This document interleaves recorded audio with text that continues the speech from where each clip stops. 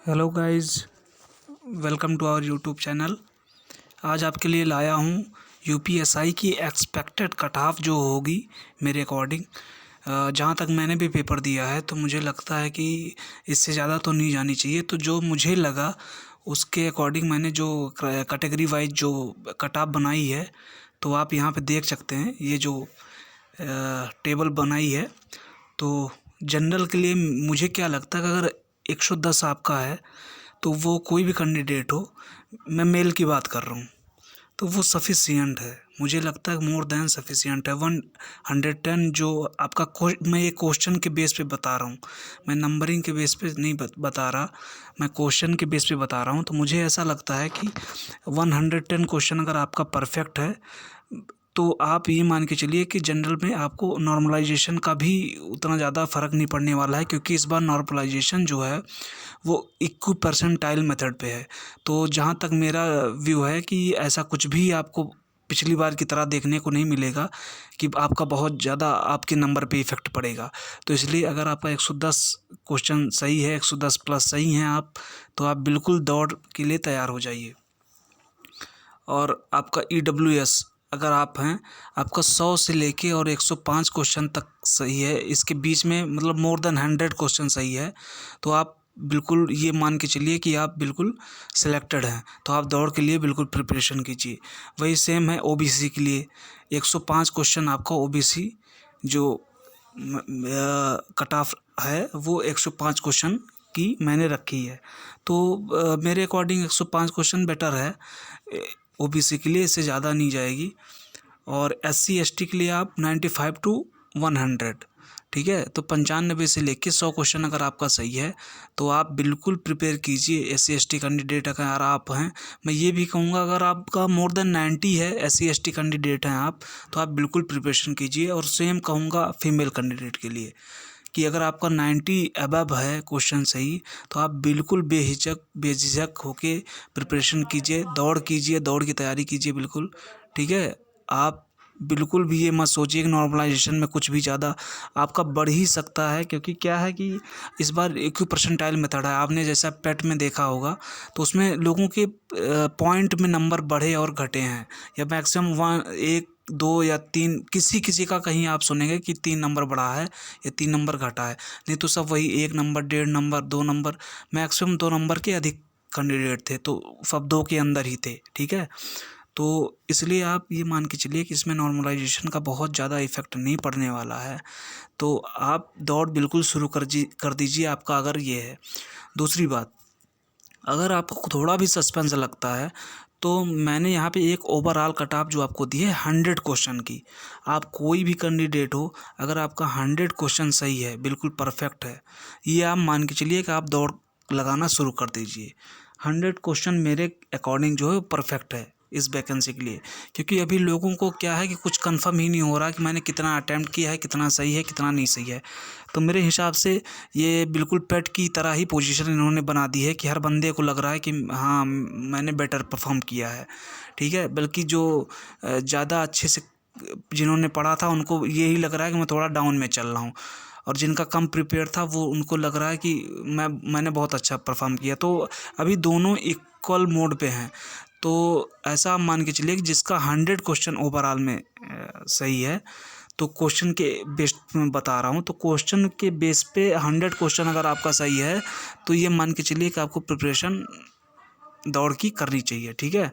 आप बिल्कुल रेस में हैं, रेस में है। मैं कह रहा हूँ कि अगर आपका 100 क्वेश्चन सही है तो आप बिल्कुल रेस में हैं, ये मान के चलिए आप, ठीक है। वो कोई भी कैटेगरी का कैंडिडेट हो, ठीक है। तो ये आप मान के चलिए। दूसरी बात आ जाती है नॉर्मलाइजेशन की। कुछ लोगों ने पूछा तो उसको मैं आपको बता देता हूँ। ये है नॉर्मलाइजेशन जो मुझे लगता है, मैंने अपने अकॉर्डिंग बनाया है कि मुझे लगा कि फेज़ 2 जो था वो थोड़ा सा लिटिल बिट टफ था comparison two phase 1 and phase 1 तो सबसे इजी था, ठीक है।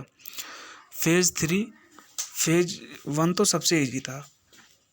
तो फेज़ 2 जो है आपका वो थोड़ा सा डिफरेंस था उसमें, उसके जीएस पोर्शन में। बाकी आपको अगर आपको कहूँ हिंदी, मैथ और रीजनिंग, ये मुझे लगता है कि तीनों का लेवल सेम था और वो को कुछ क्वेश्चन में ही घुमा रहा था, तो आप मान सकते। हाँ, फेज़ 2 में क्या हुआ था कि आपको जो डीआई का पोर्शन था, तो एक डीआई जो आती थी वो उसने प्रॉफिट, टर्नओवर, इन्वेस्टमेंट करके उसमें देता था, तो वही डीआई मुझे थोड़ा सा हार्ड लगी, क्योंकि मैंने जो पेपर दिया था मेरे भी पेपर में वही वाली डीआई थोड़ा सा आई थी, तो वो थोड़ा फेज़ 2 मुझे लगता है कि कंपेरिजन टू फेज़ 1 और फेज़ 3 के थोड़ा सा लेवल उसका हाई था, ठीक है। और जीएस के भी क्वेश्चन ऐसे थे कि वो फेज़ 1 और फेज़ 3 से थोड़ा हाई लेवल के थे मुझे लगता है। तो मैंने यहाँ पे कंपैरिजन किया आपको कि फेज़ 2 थोड़ा सा टफ था, फेज़ 1 था जो वो फेज़ 3 से इजी था, लेकिन उसको मैंने दूसरे नंबर पे इसलिए रखा है क्योंकि क्या होता है कि एग्ज़ाम में ये लोग ऐसे लेते हैं ना नॉर्मलाइजेशन में, कि जैसे फेज़ 1 के बच्चे पहले बैठे तो उनको कोई आइडिया नहीं था पेपर का कि पेपर कैसा आएगा, ठीक है, इसलिए उनको ये पहले प्रियोरिटी देते हैं, ठीक है। कि जैसे फेज़ 3 वालों को पता चल गया कि पेपर का पैटर्न ऐसा आ रहा है, फेज़ 2 वालों को पता चल गया कि पेपर का पैटर्न ऐसा आ रहा है, लेकिन फेज़ 1 में जो बच्चा बैठा होगा, 12 को बैठा होगा, 13 को बैठा होगा, उसको बिल्कुल भी आइडिया नहीं था।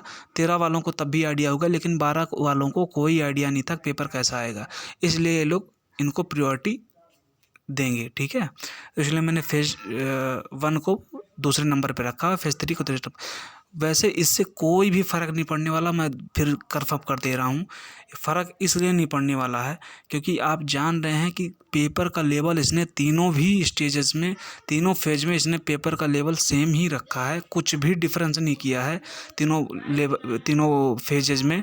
बस थोड़ा सा जीएस और कहीं कहीं वही मैथ में डीआई, बस यही इसने डिफरेंस किया है और कुछ भी नहीं किया है। बाकी सारे पेपर उसने ऐसे बनाए हैं। तो मेरे हिसाब से जो मैंने रखा है, आप देख सकते हैं जीएस जो है फेज़ 1 में थोड़ा सा लेस नहीं कह सकते, बट इजी टू मॉडरेट कह सकते हैं। फेज़ 3 में इजी टू मॉडरेट और फेज़ 2 में थोड़ा सा मॉडरेट टू हाई लेवल का उसने दिया था जीएस, ठीक है।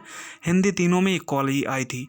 वही साहित्य का जो पोर्शन था वो सब में उसने टफ ही पूछा था, एक आध में पूछ लिया होगा तो मुझे नहीं आइडिया, लेकिन मैंने जहाँ तक मेरा जो आइडिया है उसने साहित्य के पोर्शन में ही उसने टफ किया था, बाकी और कहीं से नहीं, जो है उसने सारे में इक्वल ही रखे थे। मैथ का पोर्शन सब में वही था कि इजी सारे क्वेश्चन थे बट कैलकुलेटिव थे, ठीक है।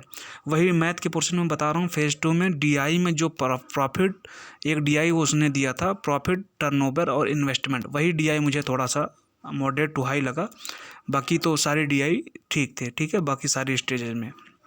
तो मे भी कि इसका फ़ायदा फेज़ 2 वालों को हो जाए, जिनका फेज़ 2 में था, जिनकी में वो डीआई आई थी, और थोड़ा सा जीएस का भी हो सकता फ़ायदा मिल जाए, तो इसलिए मैं फेज़ 2 को थोड़ा सा वो लेके चल रहा हूँ। बाकी तो पेपर सब में इक्वल आए थे, ठीक है। रीजनिंग सब में वही थी, तो थोड़ा सा इजी, मॉडरेट टू हाई, और इसमें जो फेज़ 1 था इसमें इजी टू मॉडरेट आ रही थी, और मॉडरेट टू हाई जो था ये फेज़ 2 और फेज़ 3 में था। वैसे मुझे लगता है कि रीजनिंग तीनों में सेम आई थी, वैसे मैंने रख ही दिया है। बाकी आप ये मान के चलो कि पेपर तीनों में उसने इक्वल ही बनाए हैं। अब मैं ही अगर बनाने बैठूँ या आप ही बनाने बैठो तो आप सारे पेपर इक्वल तो बना नहीं सकते, थोड़ा बहुत ऊपर नीचे होता रहता है। तो उसका वो आयोग में जो लोग बैठे हैं, तो बोर्ड में, तो वो लोग इसको लेके चलते हैं, तो वो लोग उसके अकॉर्डिंग उसको जो है नॉर्मलाइज करेंगे। बट आप ये मान के चलो कि इसमें ज़्यादा या कम किसी का कुछ भी नहीं होने वाला है।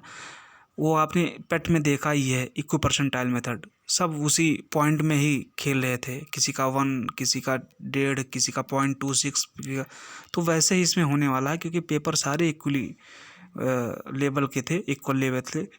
तो इसलिए आपको ज़्यादा इसमें नॉर्मलाइजेशन की टेंशन लेने की ज़रूरत नहीं है। आप बस अपना, अगर आपका 100 क्वेश्चन ओवरऑल में सही है, आप कोई भी कैंडिडेट हो, किसी भी कैटेगरी की, आपको दौड़ शुरू करना है, ठीक है। यही मेरी तरफ से प्लान जो है, ये मेरा प्लान है, ये मेरा जो है ये अनुमान है। तो आप लोग, अगर आपको अच्छा लगता है तो मेरा चैनल प्लीज़ सब्सक्राइब कीजिए, लाइक कीजिए और वीडियो को ज़्यादा से ज़्यादा शेयर कीजिए। नेक्स्ट है आपका आंसर की बात आ जाती है, तो मैंने आंसर की पे वीडियो भी डाल रखी है, अभी कल ही डाली थी। तो आज मैंने सोचा कि इस वीडियो में हो सकता है कि एक क्वेश्चन बने, तो हो सकता है इसमें डालना सही रहेगा, तो मैंने फिर से डाल दिया है। तो इसमें आपने देखा है कि एग्ज़ाम अभी कल ही ख़त्म हुआ है 2 तारीख को, बट बोर्ड को इतनी ज़्यादा जल्दी है इस एग्ज़ाम को लेके, इसकी इस भर्ती को लेके, उसने नोटिस कल ही दे दिया कि मैं आंसर की जो है जल्द से जल्द अपलोड करूँगा, और जो भी लोग आपत्ति, जिनको जिस क्वेश्चन पे होगी वो उनकी आपत्ति जो है आमंत्रित की जाएगी, ठीक है। वो लोग आपत्ति दर्ज करा सकते हैं। तो आप ये मान के चल सकते हैं कि बोर्ड को कितनी जल्दी है इस भर्ती को लेके। तो प्लीज़ मैं कह रहा हूँ आप दौड़ना शुरू कर दीजिए, क्योंकि मैं बता दूँ आपको मैक्सिमम 1 मंथ मिलने वाले हैं दौड़ के लिए, क्योंकि इसको बहुत जल्दी है। ये जनवरी के फर्स्ट वीक में भी कि ये दौड़ शुरू करा ही देगा। तो इसलिए आप लोग जल्द से जल्द, जिनको लगता है कि मेरा बेटर परफॉर्मेंस है, जिन्होंने बेटर परफॉर्म किया है, तो 100 क्वेश्चन में मान के चलता हूँ एवरेज कि अगर आपका सही है तो आप दौड़ना शुरू कर दीजिए बिल्कुल, मेल कैंडिडेट के लिए। और 90+ फीमेल के लिए अगर आपको लगता है कि मेरा 90+ है, बिल्कुल आप लोग दौड़ को शुरू कर दीजिए, क्योंकि वो 1 महीने से ज़्यादा टाइम नहीं देने वाला है, क्योंकि ये इतनी जल्दी में इसने नोटिस पहले ही दे दिया एग्ज़ाम ख़त्म होने के पहले कि मैं आंसर की, तो मुझे लगता है 4 से 5 दिन में आंसर की आपकी आ जाएगी। इससे ज़्यादा मुझे नहीं लगता, मैक्सिमम 1 वीक ले लो आप, इससे ज़्यादा वो लेट नहीं करेगा। वो 5 से 6 दिन के अंदर जो है आंसर की आपकी अपलोड कर देगा, आप उससे मैच करा सकते हैं। बट आप दौड़ना शुरू कर दीजिए, क्योंकि आपको 1 मंथ से ज़्यादा टाइम वो नहीं देने वाला है, ठीक है। तो आपको वीडियो अच्छा लगा हो तो लाइक कीजिएगा, सब्सक्राइब कीजिएगा चैनल को हमारे, ठीक है। Thank you.